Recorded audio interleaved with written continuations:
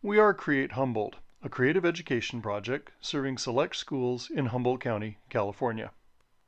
In this video, we're going to explore diptychs using the medium of oil pastels. A diptych is two images presented next to each other.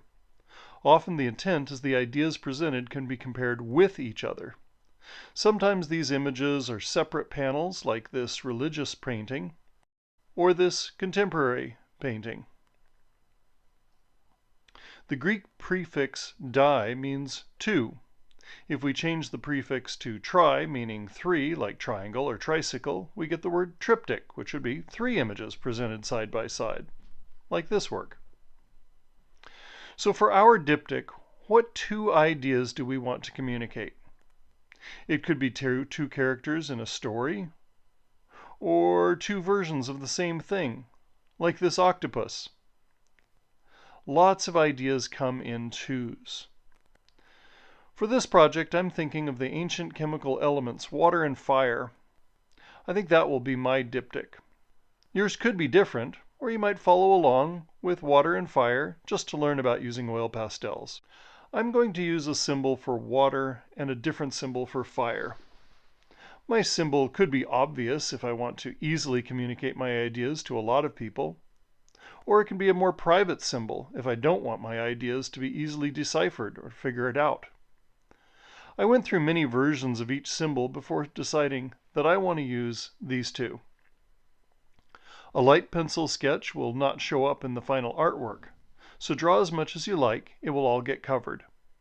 Press lightly with your pencil, as deep dents in the paper might get visible. I'm using colored construction paper for this project, but plain white paper would work too.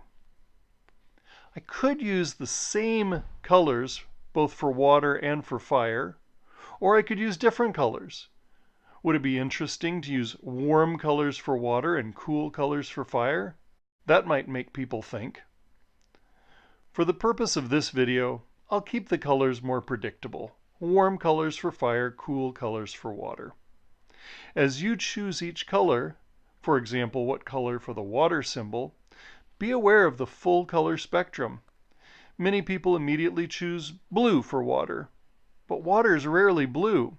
It's often gray, turquoise, orange at sunset, or probably whatever color you want. I think I'll use a lot of green in my water to represent how water is essential for life.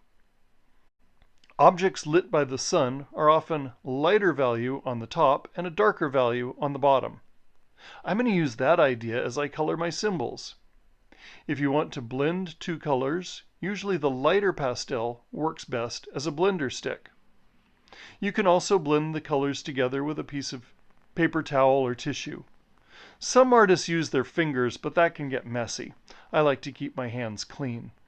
Enjoy the process of choosing colors and blending them together to make new colors.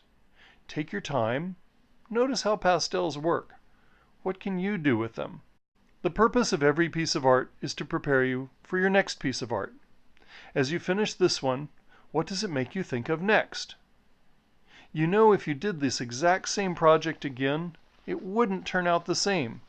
You'd make different choices along the way, and often the third or fourth version of an idea is better than the first attempts. Many artists work like this, in series, where they explore the same idea over and over, just like a writer makes several drafts of their writing. Some artists find it useful to have conversations with others to help them develop their ideas. As you're working, I invite you to be open to different ideas that you'd like to explore. What will you create?